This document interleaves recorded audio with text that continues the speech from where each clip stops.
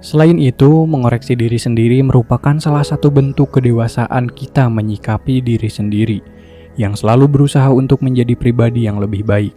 Lagi pula, refleksi dapat digunakan untuk menentukan langkah resolusi diri atau apa yang kita akan lakukan di masa mendatang. Perencanaan yang matang berbasis refleksi atau data kehidupan tentu akan dapat dijadikan patokan kesuksesan kita di masa mendatang.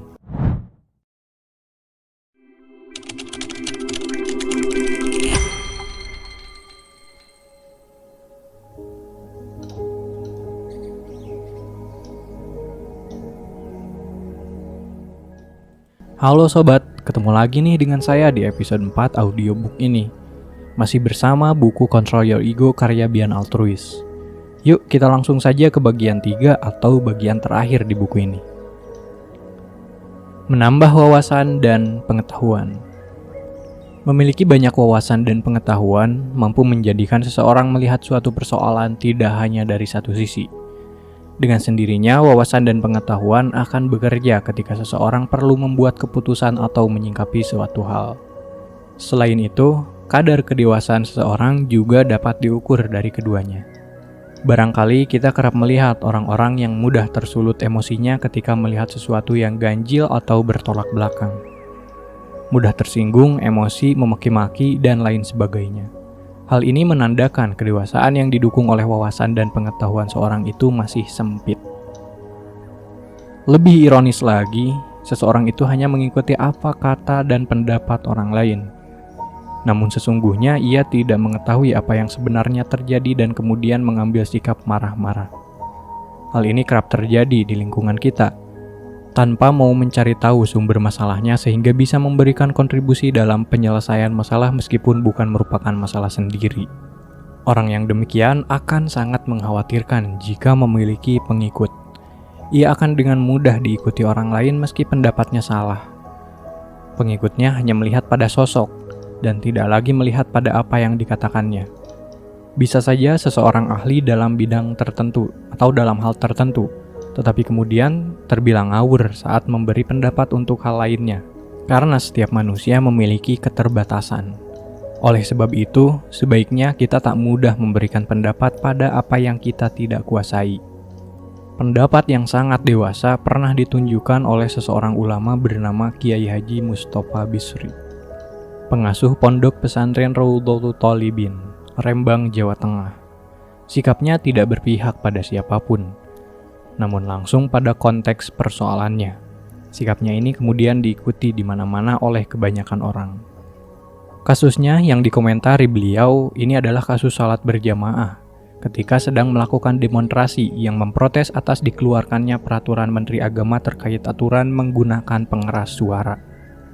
Tampak para pendemo menunaikan kewajiban salat saat demo di jalan. Salat adalah hal yang baik dan diwajibkan oleh agama Islam, serta wajib ditunaikan dalam kondisi apapun. Namun hal baik itu rupanya tidak dilakukan dengan cara yang baik pula. Di antaranya, kekeliruan yang ditunjukkan dalam salat tersebut dan direkam oleh seorang dengan video amatir ialah seorang yang bertindak sebagai Bilal tetapi justru tidak menunaikan salat. Lalu, ada seorang yang lain mengikuti sholat berjamaah di atas mobil. Gerakannya terlihat berbeda dengan yang lain. Fatalnya, ia melakukan ruku hingga 2 kali. Padahal dalam sholat, gerakan yang diulang hanya ketika sujud. Kontan peristiwa ini membuat geger umat Islam.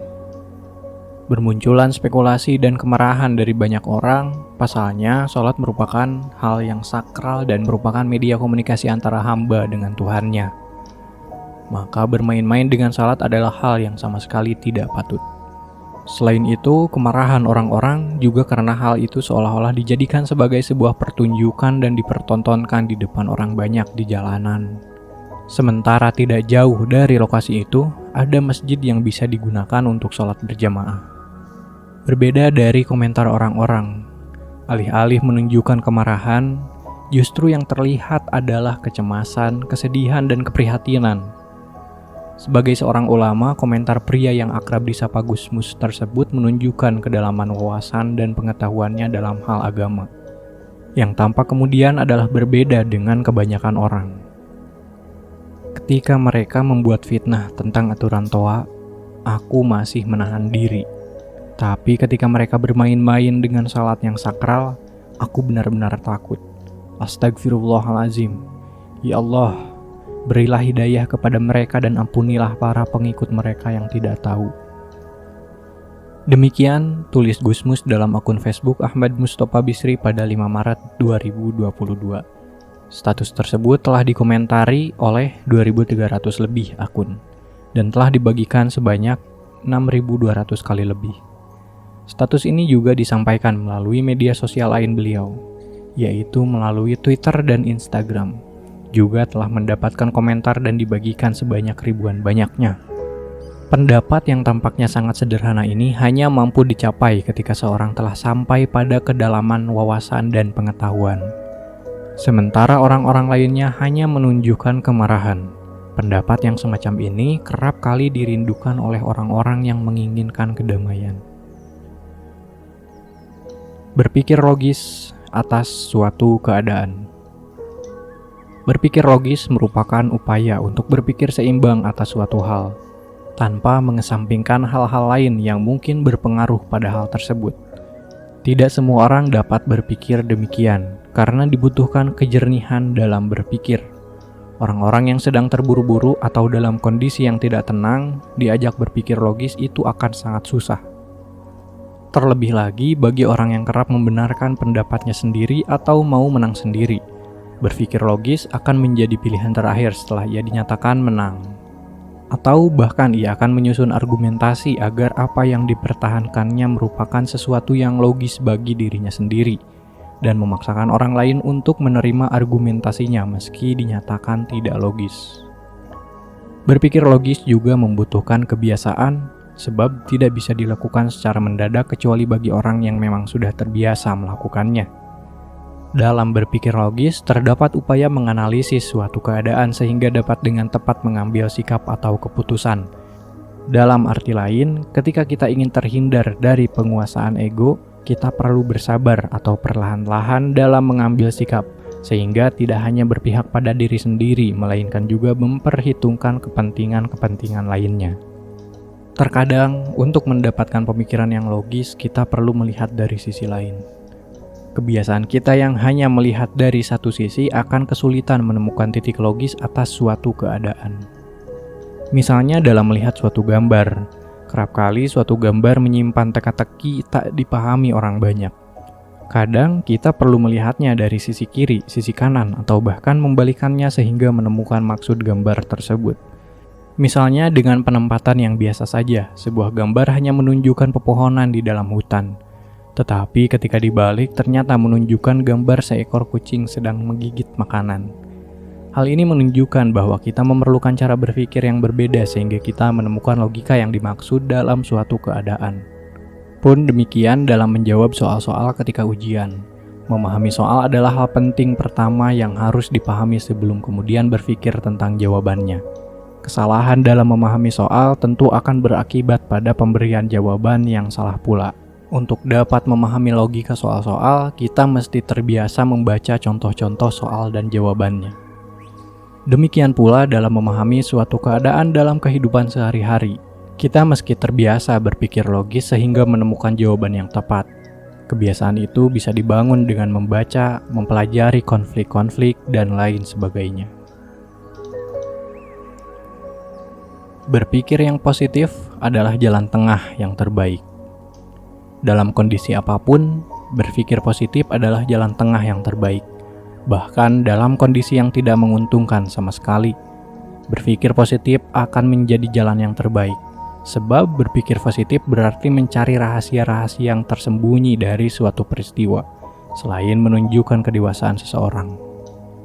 Semestinya berpikir menjadi pilihan utama dalam bersikap, bukan pilihan terakhir ketika semua sudah pasrah dan tidak ada yang bisa diperbuat lagi. Jika demikian, berpikir positif hanya untuk mengalihkan pikiran bahwa sesungguhnya kita masih memiliki beban atas sesuatu. Berbeda ketika berpikir positif berada di pilihan utama. Seseorang akan mampu menerima apapun kondisinya, bahkan sebelum kata ikhlas itu muncul.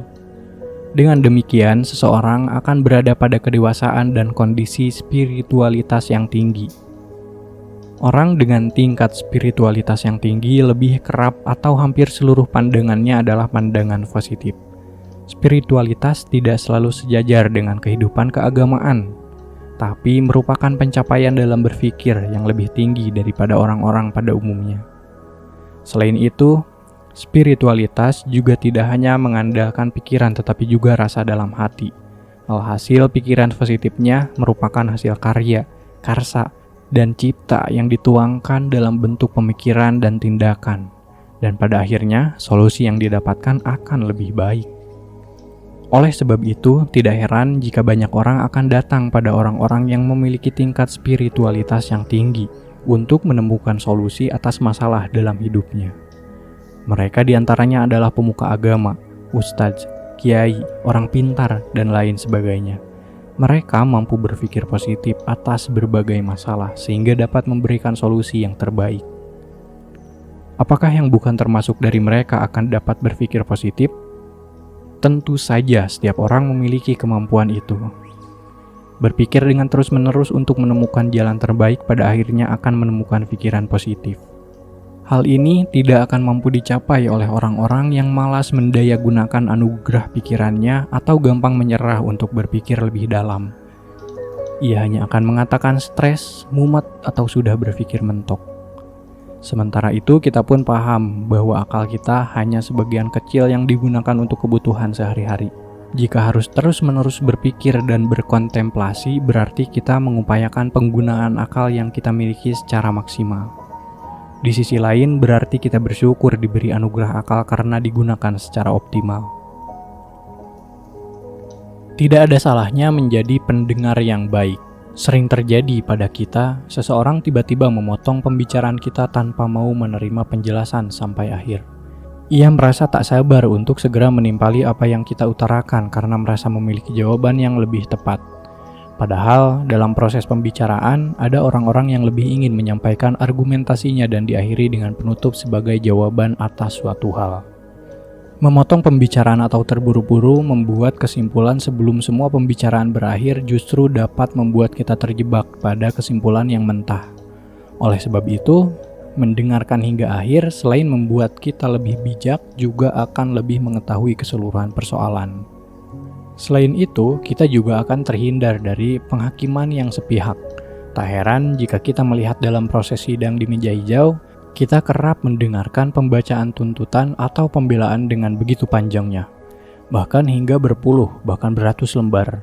Hal ini dimaksudkan selain untuk memenuhi hak pembela dan berargumentasi, juga agar hakim tidak terburu-buru dalam mengambil keputusan atau vonis. Hal ini dapat kita berlakukan pada diri kita sendiri. Barangkali kita memang mengetahui dan menguasai apa yang disampaikan lawan bicara, namun dengan mendengarkan hingga selesai lawan bicara akan cenderung menghargai kita. Misalnya, seseorang mahasiswa yang sedang bertanya kepada dosennya ketika berada di kelas. Meski telah mengetahui jawaban dari pertanyaan mahasiswanya, seorang dosen yang rela menunggu pertanyaan mahasiswanya selesai akan lebih mendapatkan respect. Pasalnya, dosen tersebut memberi kesempatan untuk menyampaikan unek-uneknya dan tentu saja hal itu merupakan bentuk penghargaan. Pun demikian, ketika dalam sebuah rapat, adanya rapat tentu ingin menghasilkan sesuatu. Tetapi jika terus-menerus memotong pembicaraan lawan, sebaiknya tidak perlu mengadakan rapat, melainkan mengalihkan forum menjadi forum sosialisasi. Dengan begitu akan tampak jelas bagaimana posisi kita dan orang akan melihat betapa egoisnya kita karena tidak mau mendengarkan pembicaraan orang lain. Kasus lain misalnya, ketika berdebat dengan pasangan, jika salah satu saja tidak mau mendengarkan, penyelesaian persoalan di antara mereka tidak akan pernah tercapai. Masing-masing akan berteriak, mengemukakan pendapatnya dan tak satu pun yang mau mendengar. Dari mana solusi akan didapat? Solusi hanya akan didapat jika satu sama lain secara bergantian mengemukakan pendapat versi masing-masing. Barangkali ada kesalahpahaman sehingga terjadi konflik yang berkepanjangan. Memang, mendengarkan membutuhkan energi dan kesabaran. Selain itu juga mengandalkan kemampuan pikir kita mencerna setiap kalimat lawan bicara. Namun, disitulah kita diuji apakah bisa menepis perasaan ego atau tidak. Atau justru malah terjebak dengan ego yang tak mau mendengarkan orang lain. Saking pentingnya pendengar ini sampai ada profesi yang hanya diminta untuk menemani dan mendengarkan setiap persoalannya. Sampai ada sahabat yang rela mendengarkan sahabatnya yang memuntahkan seluruh masalahnya. Sampai ada psikolog yang selalu menerima keluh kesah pasiennya. Dan profesi-profesi lain yang cenderung mendengarkan brainstorming lebih dulu sebelum menggali persoalan lebih jauh dan kemudian memberikan solusi yang terbaik. Menempatkan diri pada posisi orang lain. Kondisi ini terkadang cukup sulit bagi kebanyakan orang. Pasalnya, seseorang dituntut untuk menempatkan diri dalam posisi orang lain lebih dulu, baru kemudian melihat masalahnya agar lebih jelas. Sementara untuk berada di posisi itu tidak semua orang bisa dengan mudah. Meski sudah berusaha sedemikian rupa, tetapi pikiran kita ternyata masih sama, tidak berupaya berada di posisi orang lain. Sikap seperti ini dibutuhkan ketika merasa kecewa atau tidak puas dengan orang lain dan menuntut orang lain agar seperti kita. Padahal nyaris tidak ada orang yang sama seperti kita. Pasti akan terdapat perbedaan. Jika kita bersama sahabat atau pasangan, kita bisa begitu cocok. Tentu itu karena pendapat upaya untuk saling memahami dan menutupi kekurangan masing-masing. Menerima persamaan itu lebih mudah daripada menghargai perbedaan. Kita akan selalu berada dalam kelompok yang sama dengan kita, baik dalam hal pemikiran, selera, maupun tindakan sehari-hari.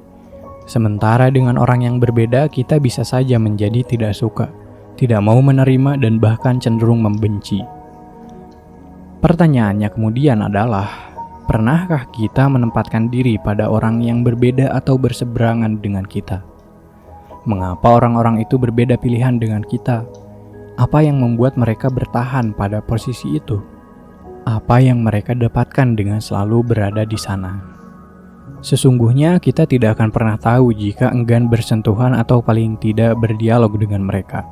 Barangkali di tempat atau kelompoknya, mereka mendapatkan penghormatan, lebih dihargai, lebih didengarkan, lebih sejahtera, lebih bisa berkembang, dan lain sebagainya. Atau alasan-alasan yang baik yang bersifat idealis maupun teknis.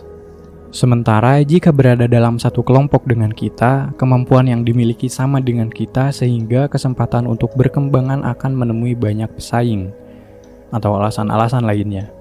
Perpindahan seseorang dari satu tempat ke tempat lainnya pasti berdasarkan pertimbangan, baik karena alasan yang datang dari diri sendiri maupun ketidakcocokan dengan tim.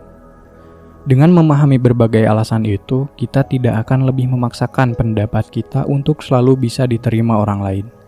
Sebab, setiap pilihan pasti sudah dipertimbangkan dengan baik. Juga resiko-resiko yang akan datang berikutnya.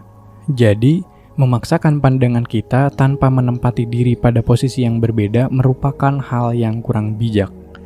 Jika sudah mengetahui berbagai alasan itu, kita bisa menempatkan diri pada posisi orang lain.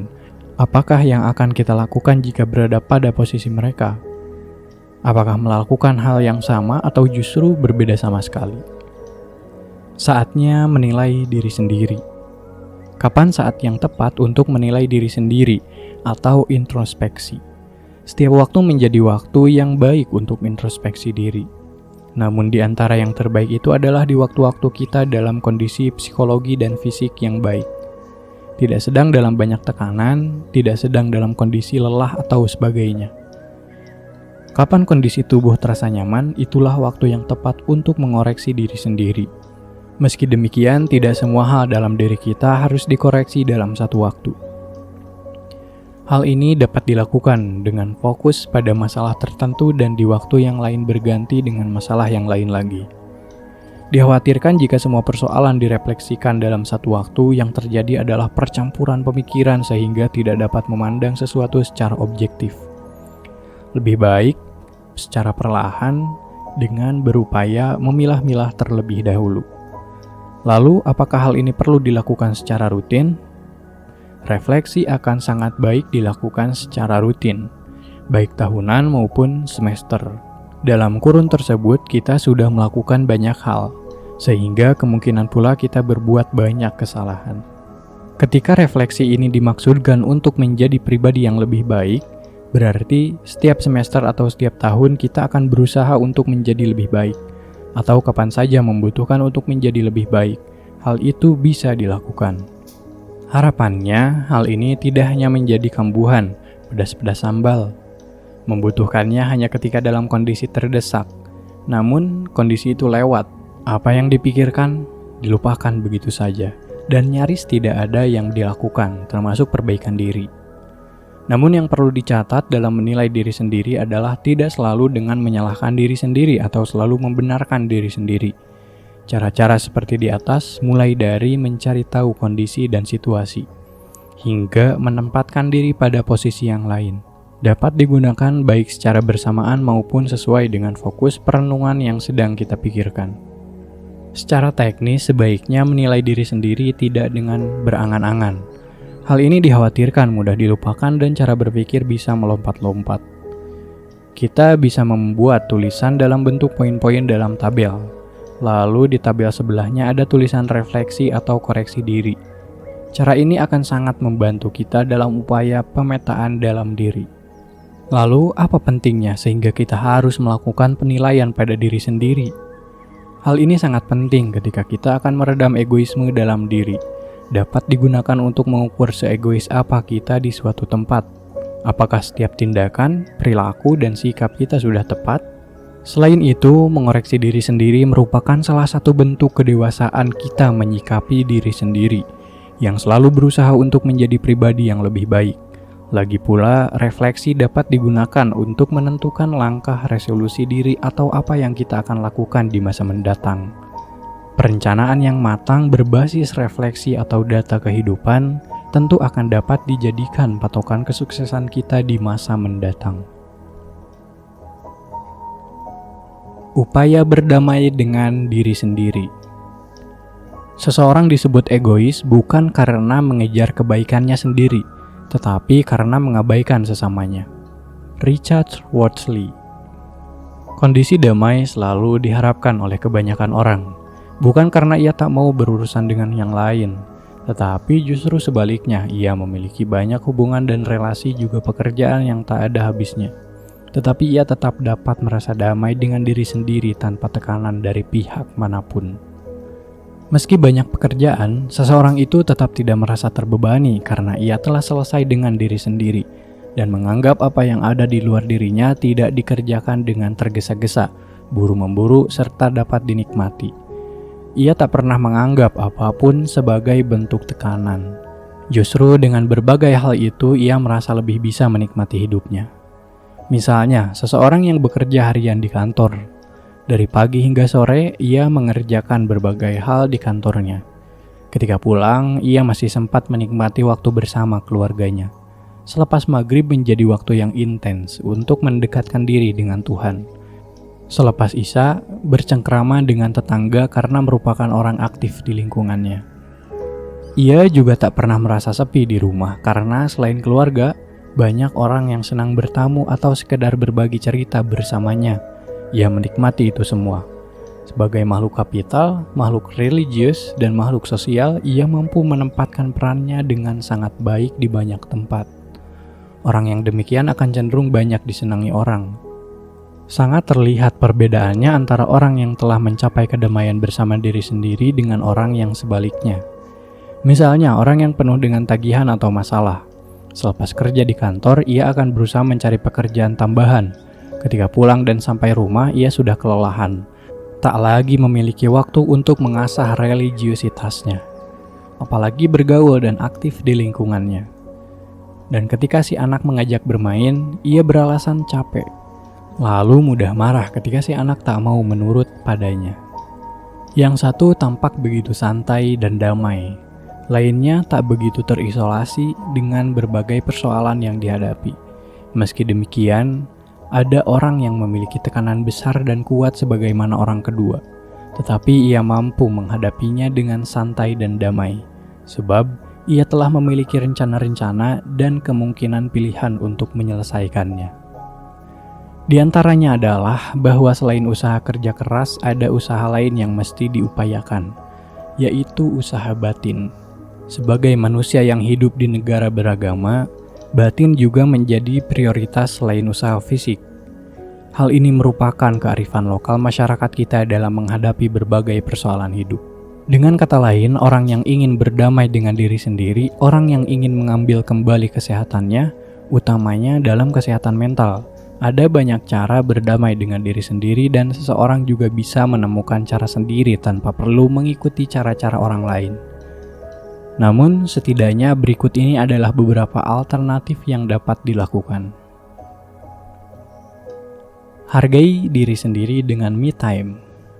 Setiap orang pasti pernah mengalami masa-masa suntuk, lelah bekerja atau melakukan berbagai hal, lelah fisik, lelah pikiran, merasa semua ini tak ada ujungnya.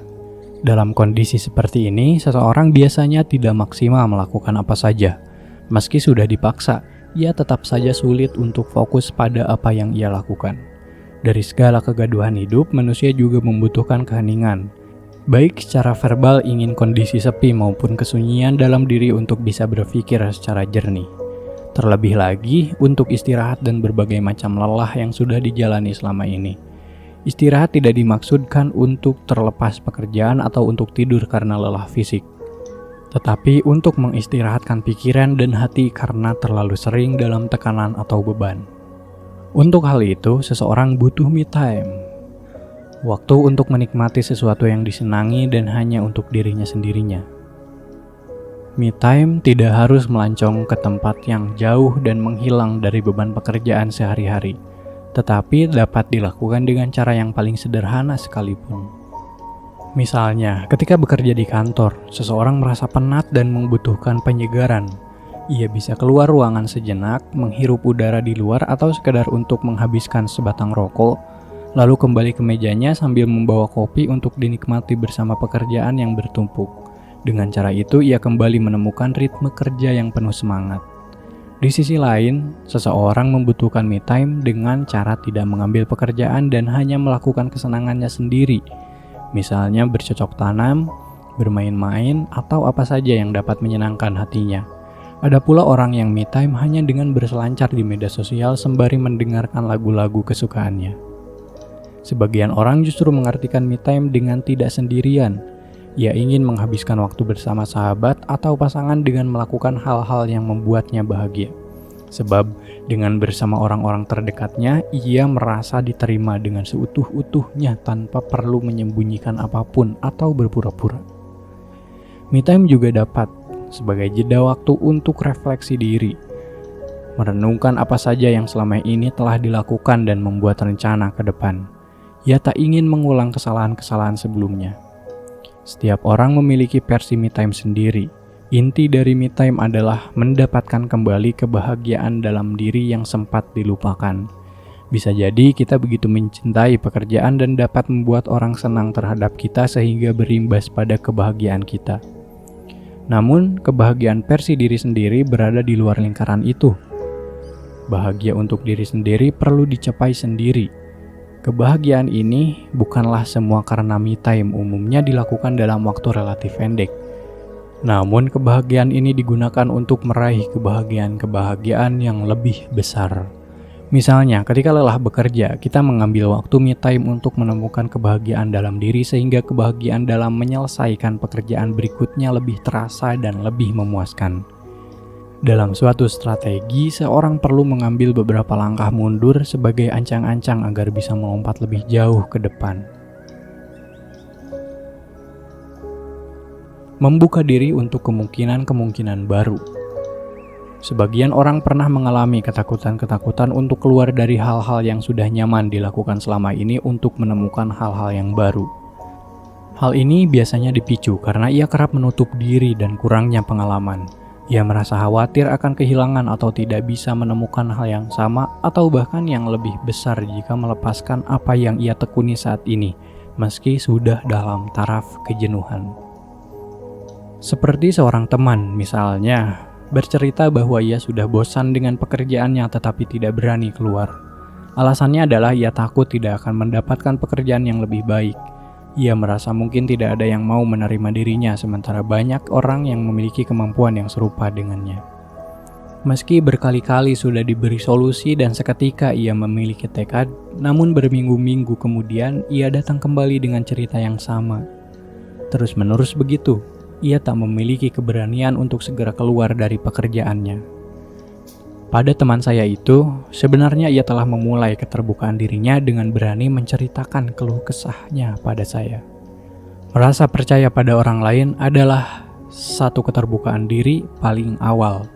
Dengan begitu, ia merasa ada orang yang menaruh perhatian pada dirinya. Dalam konteks ini adalah saya. Namun sayangnya ia tidak memiliki keterbukaan pada kemungkinan-kemungkinan baru.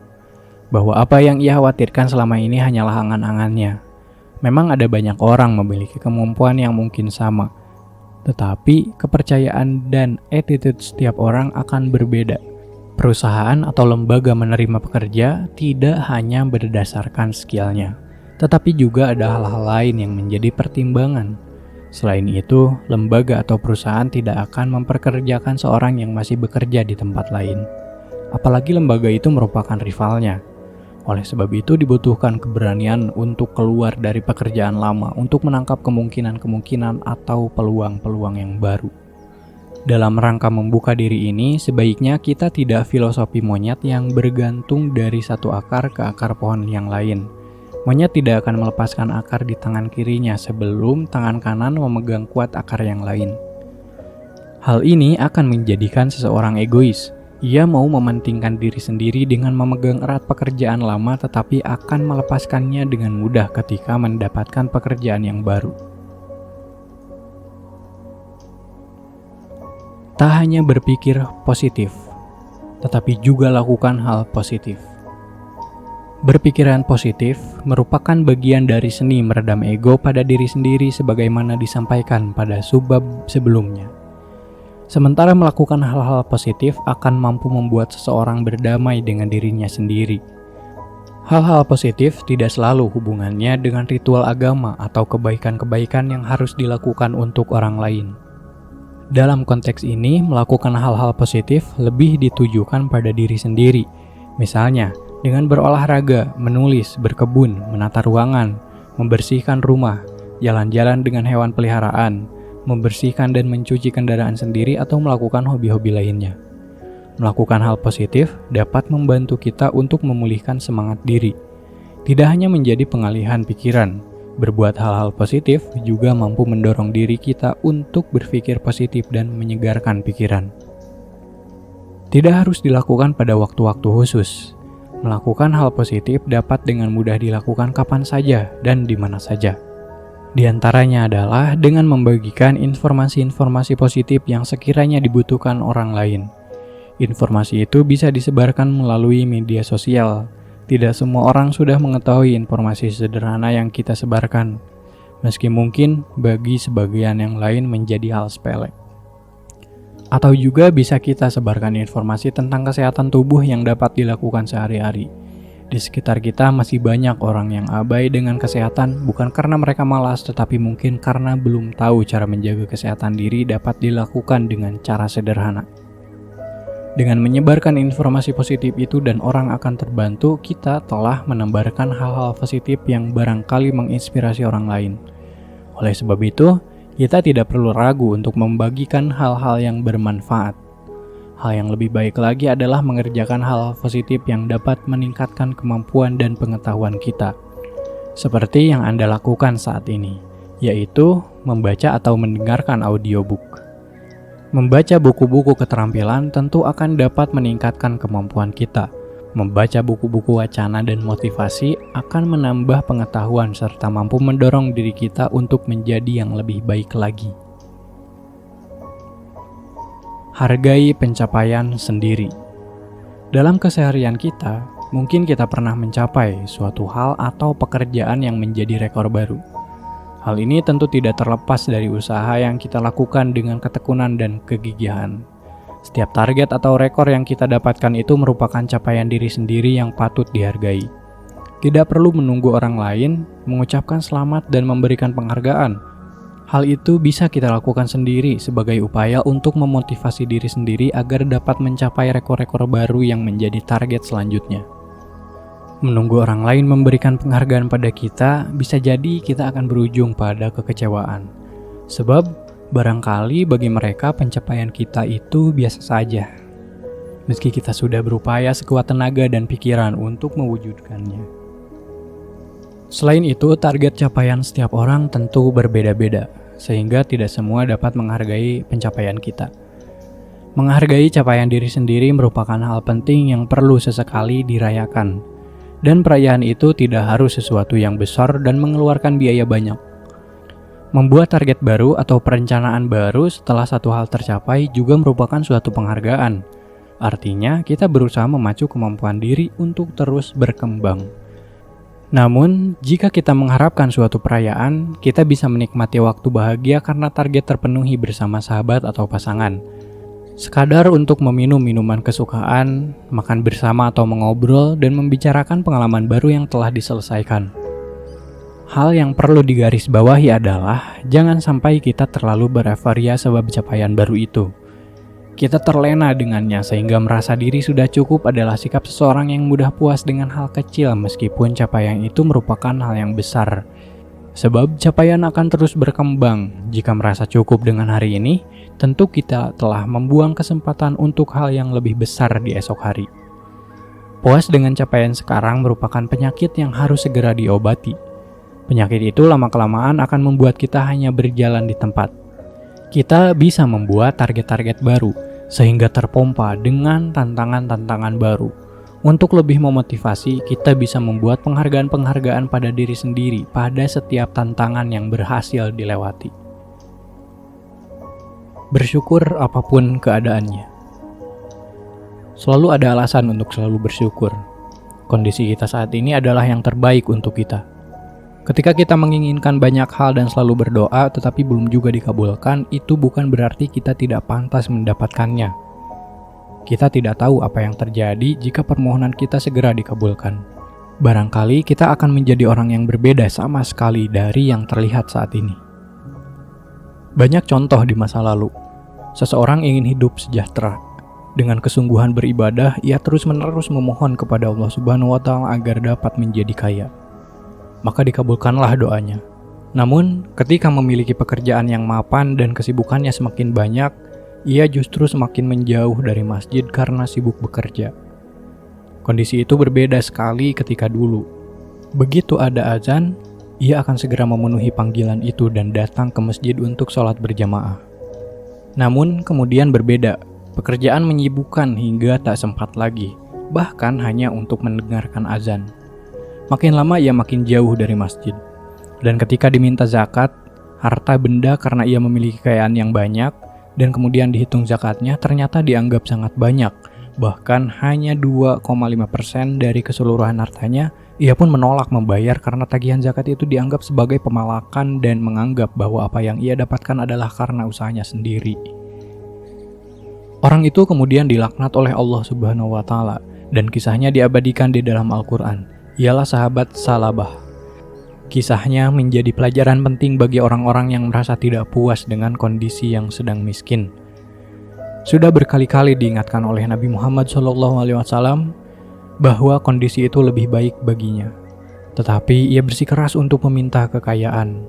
Padahal ketika ia miskin dan diminta kekayaan itu, ia berjanji tidak akan meninggalkan masjid dan akan tetap setia pada Nabi. Kekayaan betul-betul membuatnya silau. Merasa tidak puas dengan kondisi kita merupakan bentuk tidak syukur yang harus kita hindari. Harus disadari bahwa apa yang kita miliki saat ini memang bagian kita. Dengan menyadari, kita akan mendapatkan banyak hikmah. Jangan hanya mengambil hikmah ketika mendapatkan musibah, tetapi dalam kondisi yang biasa saja, pasti ada hikmah yang akan kita dapatkan jika kita selalu menjadi seorang yang pandai bersyukur. Percaya pada diri sendiri adalah kunci. Pada setiap hal, kita hanya membutuhkan pengalaman pertama. Setiap orang pasti pernah dan harus mencoba pengalaman pertama itu. Pengalaman ini menjadi kunci bagi seseorang untuk langkah-langkah selanjutnya. Barangkali kita pernah ragu untuk melakukan sesuatu. Apakah kita bisa? Apakah kita mampu melewatinya? Apakah kita akan sukses melakukannya?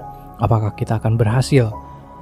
Aku tidak yakin bisa, aku tidak mampu, aku kurang mampu, atau lain sebagainya, yang membuat diri kita ragu bahwa kita bisa melakukan suatu hal.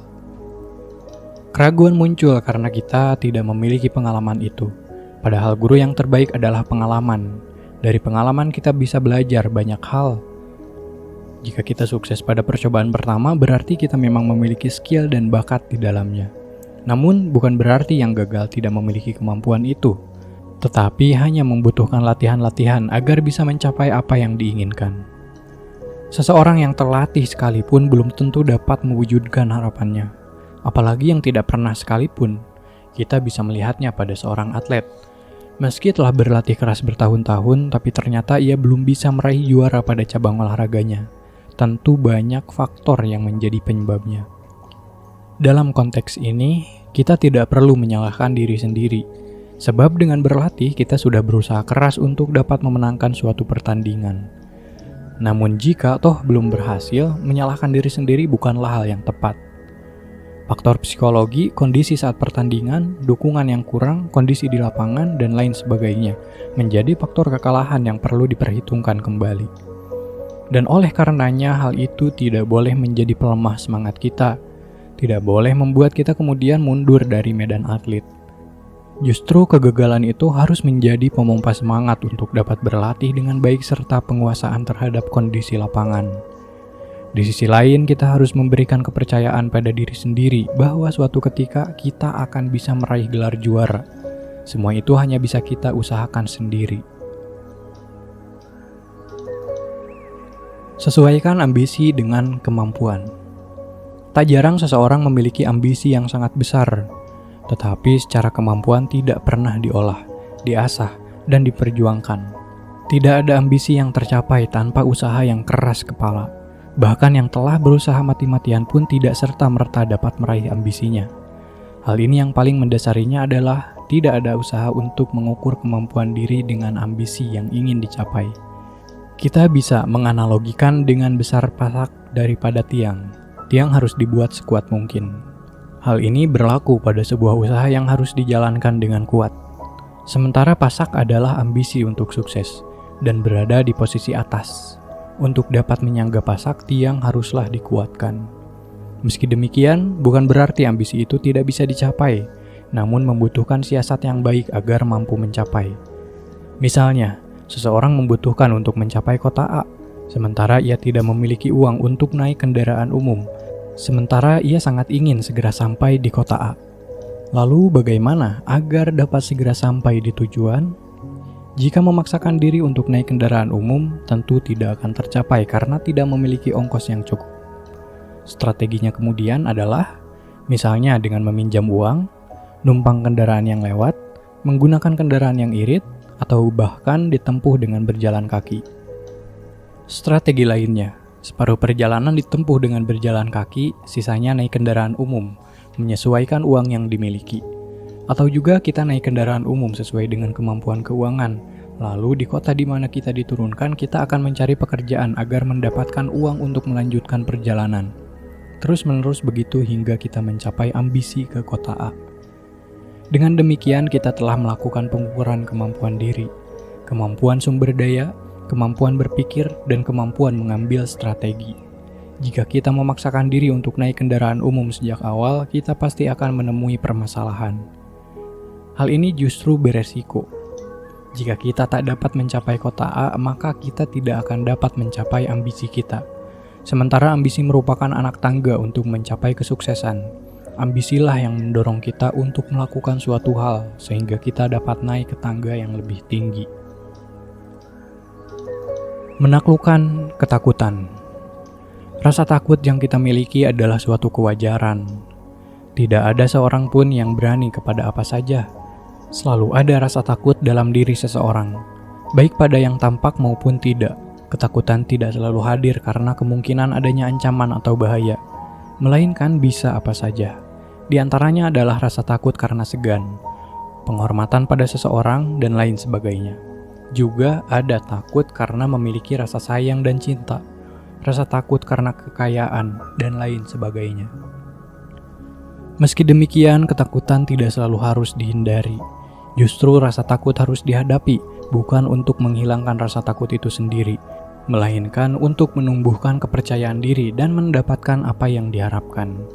Seseorang yang takut kehilangan terhadap apa yang dicintainya, tentu bukan dengan tidak mencintai, melainkan akan ada upaya yang lebih agar tidak kehilangan. Ketakutan berasal dari dalam diri yang berlebih.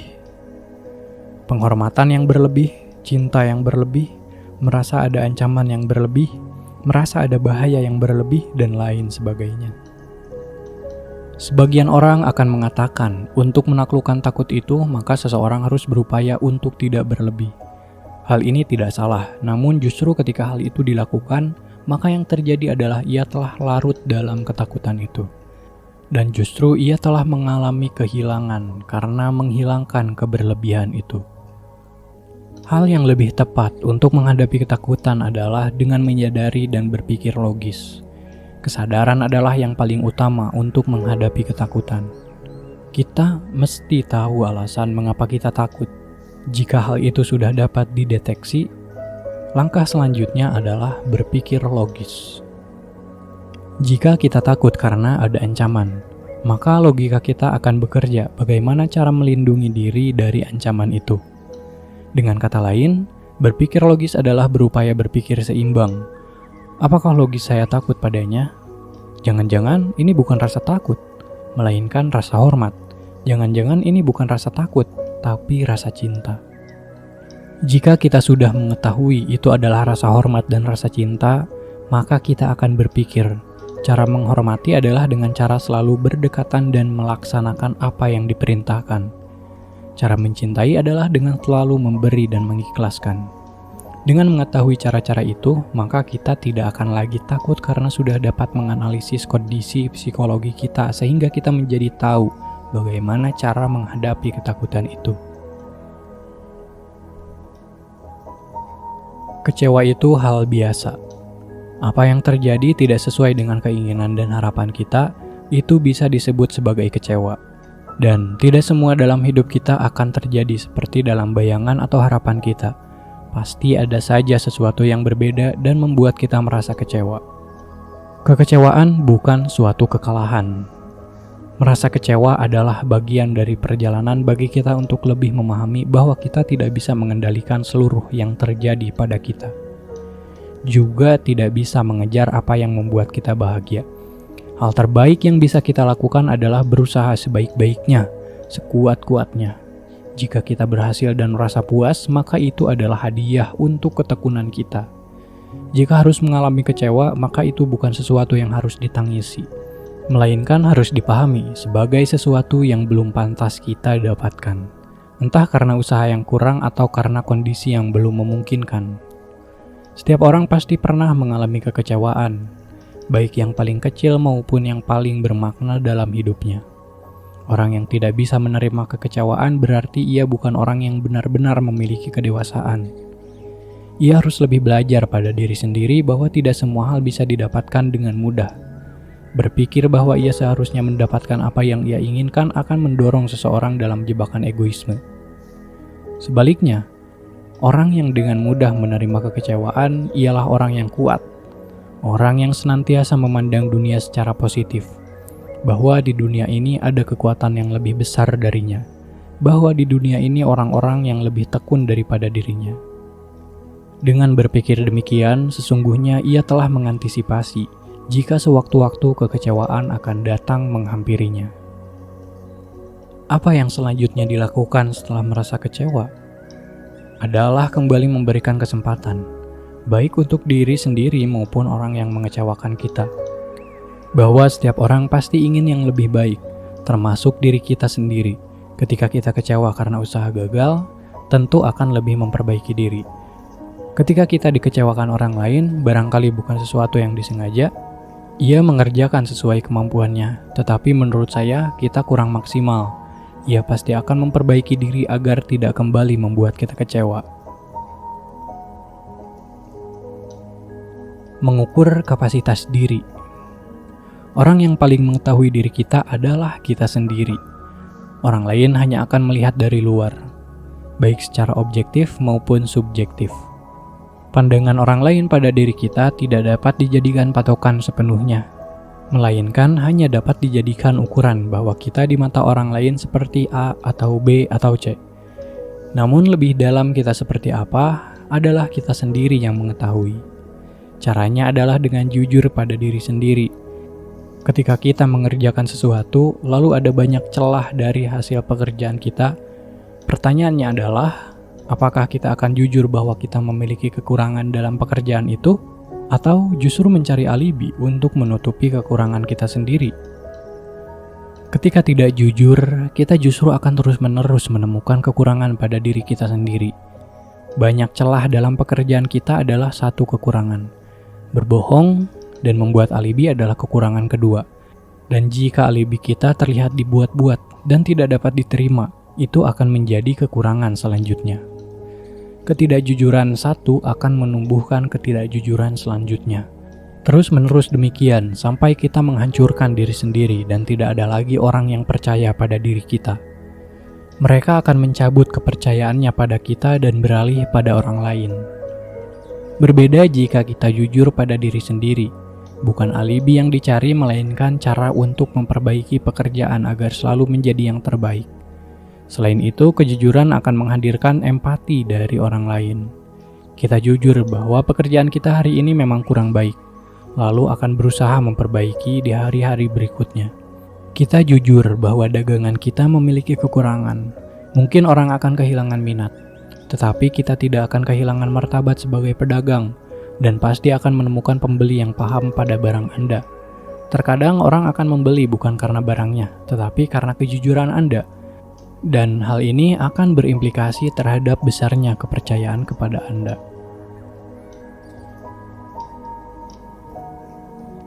Berhenti bergantung pada orang lain. Bergantung pada orang lain memang menyenangkan. Kita tidak perlu bersusah payah mengerjakan suatu hal. Orang lain akan menyelesaikannya untuk kita, sementara kita bisa santai menikmati hidup yang mewah. Bergantung memang nyaman dan enak, tetapi hal itu justru membuat kita tumpul dan lama-kelamaan akan kaku jika tidak mengasah diri. Justru orang yang kita gantungi akan semakin pandai dan justru akan melebihi kita. Selain dalam hal pekerjaan, ketergantungan yang sangat perlu dihindari adalah mengandalkan seseorang untuk memenuhi kebutuhan kita. Malas bekerja tapi rajin berutang. Dalam pikirannya, toh banyak temannya yang kaya dan bisa diutangi. Cara bergantung ini justru akan membuat kita semakin malas berusaha, bahkan untuk memenuhi kebutuhan diri sendiri. Hal yang perlu dibedakan kemudian adalah antara bergantung dengan distribusi pekerjaan. Bergantung berarti meminta orang lain terus-menerus mengerjakan pekerjaan kita, sementara kita tidak melakukan apapun. Berbeda dengan distribusi pekerjaan. Meski pekerjaan kita dikerjakan oleh orang lain, tetapi kita masih memiliki pekerjaan yang harus diselesaikan. Hal ini dilakukan biasanya untuk efisiensi pekerjaan dan waktu. Pada tipe orang pertama, ia adalah orang yang egois. Tidak ingin bekerja tetapi mengklaim hasilnya. Sementara orang kedua adalah tipe pekerja keras dan pemimpin, sebab ia dapat mendistribusikan tugas-tugas dengan baik. Tipe kedua ini lebih sulit ditemukan daripada orang dengan tipe pertama.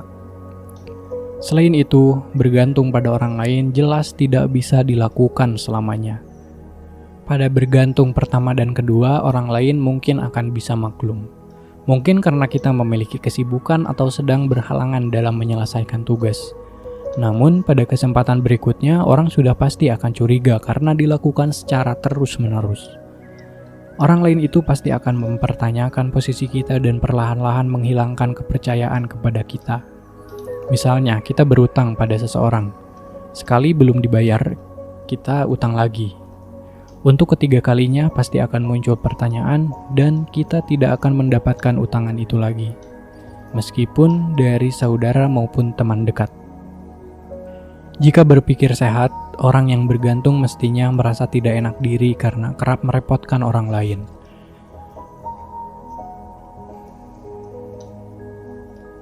Berpikir kreatif dan produktif. Akan sangat disayangkan jika seseorang tidak memaksimalkan daya dalam dirinya. Daya pertama sebagai manusia yang membedakannya dengan makhluk lainnya adalah daya berpikir. Utamanya berpikir kreatif. Perubahan-perubahan yang terjadi di dunia pasti dimulai dari adanya berpikir kreatif sehingga melahirkan sesuatu yang relatif baru. Perubahan-perubahan itu nyatanya dapat mengubah dunia ke arah yang lebih baik. Seperti perubahan yang terjadi akibat revolusi industri. Tidak lepas dari upaya berpikir kreatif untuk menemukan mesin sehingga terjadi perubahan kehidupan dari yang semula memanfaatkan tenaga manusia dan hewan, berubah menjadi pemanfaatan tenaga mesin. Hal ini umpamanya bisa dilihat dari perubahan transportasi, yang semula memanfaatkan tenaga manusia dan hewan menjadi tenaga mesin. Perubahan itu nyatanya tidak berhenti di situ, melainkan selalu ada pembaruan sehingga terjadi efektivitas kerja mesin. Kendaraan yang dulu memanfaatkan batu bara beralih ke solar, bensin, pertalite, dan lain sebagainya. Hal ini untuk menunjang kerja manusia sehingga manusia dapat berpikir hal lainnya dan tanpa perlu lelah berjalan. Mesin itu kemudian berevolusi kembali, seperti yang sedang hangat saat ini, yaitu kendaraan dengan bahan bakar listrik. Kemunculan kendaraan jenis terbaru ini diklaim sebagai upaya untuk melindungi lingkungan agar tidak semakin tercemar oleh emisi kendaraan. Dari ilustrasi di atas menandakan bahwa berpikir kreatif saja belum cukup. Setelah berpikir bahwa harus ada kecepatan bekerja agar hasil produksi melimpah, harus ada yang bekerja keras mewujudkan hasil pemikiran itu. Tanpa adanya eksekusi, pemikiran hanya tinggal sesuai yang mewah. Begitu pula ketika kita sedang berada dalam lingkungan kerja. Selain berpikir inovatif, pelaksanaan atau eksekusinya juga harus diatur betul sehingga inovasi akan mampu meningkatkan hasil produksi. Tanpa adanya kerjasama ini, suatu revolusi akan sulit dicapai. Demikian juga ketika kita dalam lingkungan sosial. Berpikir kreatif tidak harus sesuatu yang besar, tetapi dapat dilakukan dengan tidak selalu mengikuti arah, namun juga dapat membuat arah lingkungan sosial semakin lebih baik. Misalnya, di lingkungan kita lebih senang memilih menyewa pembuang sampah daripada menyortir sampah dari rumah sebagai bagian dari bertindak produktif dan lalu membuat bank sampah. Meski tak selalu berbanding lurus, berpikir kreatif adalah pintu utama untuk seseorang dapat bertindak produktif. Meneguhkan sisi spiritualitas. Sisi spiritualitas tidak serta-merta tumbuh bersama dengan usia seseorang.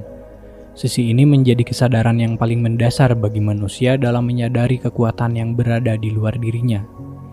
Ia menyadari bahwa ada ekosistem alam semesta yang bergerak karena masing-masing memiliki kekuatan dan satu sama lain sesungguhnya saling sambung, mendukung, dan berkesinambungan.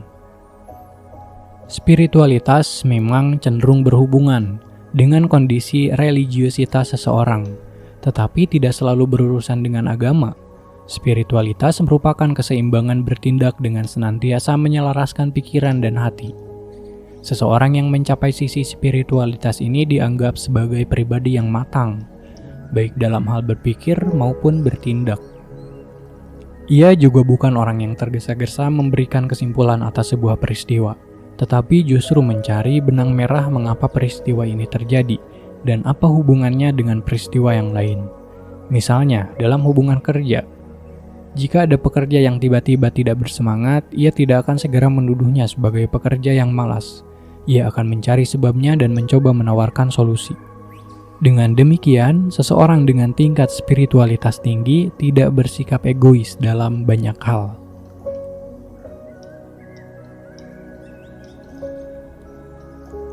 Aku ingin tenang, bukan menang. Ego hanya ilusi, tetapi sangat berpengaruh. Membiarkan ilusi ego menjadi identitasmu menghalangi kamu mengenal dirimu yang sejati. Wayne Dyer. Apakah hidup ini selalu terkait dengan kompetisi? Apakah hidup ini selalu tentang menang dan kalah? Atau hidup ini tentang sukses dan gagal? Apakah hidup ini tentang kaya dan miskin? Apakah hidup ini tentang benar dan salah? Apakah hidup ini tentang aku dan kamu? Masing-masing orang akan menjawab iya pada satu pertanyaan dan tidak pada pertanyaan yang lain. Namun demikian, pada waktu yang berbeda jawabannya bisa berubah. Bukan soal benar atau salah atau pinplan, melainkan karena memang ada perubahan kondisi yang kemudian mempengaruhi cara berpikir. Dari semua kondisi itu, semua orang pasti menginginkan diri agar tenang. Untuk tenang, selalu tenang. Ketenangan dapat dimaknai sebagai sesuatu yang tanpa konflik, sesuatu yang reda dalam segala urusan, sesuatu yang sunyi dan jauh dari bising, sesuatu yang lunas. Ketenangan mestinya menjadi puncak dari hilangnya ego dalam diri seseorang. Ia memang mementingkan diri sendiri tapi selalu berupaya untuk tidak bersentuhan dengan orang lain. Ia tenang untuk dirinya sendiri. Hal ini dapat kita temukan pada yang tua atau misalnya seorang pensiunan. Apa yang dicari dari dunia ini ketika sudah memasuki usia senja dan telah pensiun? Satu-satunya adalah ketenangan. Lalu apakah ia dapat dikatakan egois? Barangkali memang egois karena masih banyak urusan di dunia yang membutuhkan dia. Namun di sisi lain ia sebenarnya telah selesai dengan tugasnya. Seseorang sudah pensiun karena memang tugasnya sudah berakhir. Ia telah berhasil menyelesaikan tanggung jawabnya, baik secara kualitas kerja, kuantitas kerja. Pensiun dengan kualitas kerja berarti ia telah mencapai puncak kekaryaan yang tinggi sehingga yang ia lakukan kemudian adalah berderma. Membagikan ilmu yang telah ia dapatkan, meski tanpa upah sekalipun. Ia merasa bahwa ilmu bukan hanya miliknya. Sementara pensiun dalam kuantitas kerja bisa diukur dari banyaknya pekerjaan yang dilakukannya sehingga ia merasa lelah. Selain itu, kuantitas ini juga bisa diukur dari waktu bekerja. Setelah 55 atau 60 tahun bekerja, ia sudah sampai pada masa paripurna atau pensiun. Umumnya, pensiunan akan melakukan pekerjaan-pekerjaan di luar pekerjaan utamanya dulu dan lebih pada hal-hal yang membuatnya bahagia. Selain itu, karena produktivitasnya berkurang dan usia tidak lagi muda, ia memilih pekerjaan-pekerjaan yang ringan dan yang bisa menghabiskan waktu sehari-hari. Pekerjaan-pekerjaan itu seperti bercocok tanam, berkebun, beternak, memancing, menulis, melukis, dan lain sebagainya. Sebagian orang menjadikan pekerjaan-pekerjaan itu sebagai pekerjaan utama di masa produktif. Namun, ketika memasuki masa pensiun, hal yang dikerjakannya bisa dipastikan akan berbeda. Lalu, apakah di masa muda tidak bisa menikmati waktu tenang?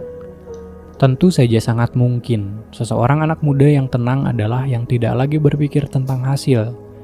Ia bekerja selain untuk dirinya sendiri, juga berpikir yang lebih luas, yaitu demi alam yang tetap bekerja, bahwa ketika ia tidak mengerjakan pekerjaan itu, mungkin alam bisa jadi semakin kacau.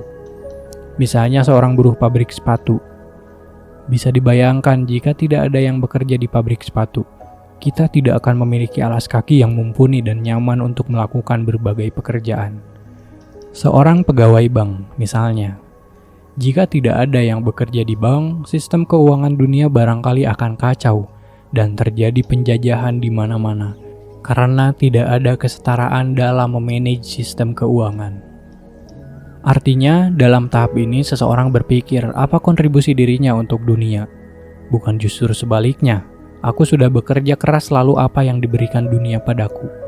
Cara berpikir ini tidak bisa serta-merta muncul pada setiap orang, melainkan membutuhkan berbagai upaya berpikir. Ketika ia sudah mengetahui dan menyadari kontribusinya, ia justru tidak akan berhenti, melainkan akan terus-menerus berupaya meningkatkan kontribusinya itu dengan cara bekerja di bidangnya masing-masing. Hal terakhir yang dilakukannya adalah menikmati apa yang sekarang dilakukannya. Sebab ia mengetahui bahwa di masa mendatang ia tidak perlu lagi khawatir tentang anak turunannya karena sudah meninggalkan kontribusi meski kecil. Analogi bisa kita ambil dari orang tua yang meninggalkan warisan untuk anak-anaknya. Meskipun telah memberikan pendidikan untuk anak-anaknya, orang tua kita akan merasa sangat tenang jika bisa meninggalkan harta mereka untuk anak-anaknya. Terlepas apakah nanti anak-anak sangat membutuhkan atau biasa saja. Bagaimanapun, orang tua akan selalu memandang anaknya berada dalam gendongannya. Selain itu, tidak ada orang tua yang menginginkan anaknya akan kesusahan di hari ketika ia tidak lagi bisa menyaksikan mereka tumbuh dan berkembang. Jika sudah ada warisan, yang dirasakan orang tua adalah rasa tenang. Lalu, apa warisan kita untuk dunia ini? Apa warisan kita untuk dunia ini? Pertanyaan itu jadi penutup buku ini. Buku Control Your Ego, karya Bian Altruis. Dan halaman terakhir dari buku ini, profil penulis. Bian Altruis, Lahir di Jawa Tengah pada Juni 1985. Setelah menyelesaikan gelar masternya di salah satu universitas di Yogyakarta, ia intens bergelut di dunia penerbitan buku. Buku-buku bertema motivasi, agama, dan psikologi adalah bacaan favorit penulis. Namun setelah berkeluarga, ia lebih banyak menulis dan berbagi pengalaman hidupnya yang sederhana. Dengan menulis dan membaca, ia berharap hidupnya semakin seimbang. Jadi itulah keseluruhan bacaan buku Control Your Ego karya Bian Altruis.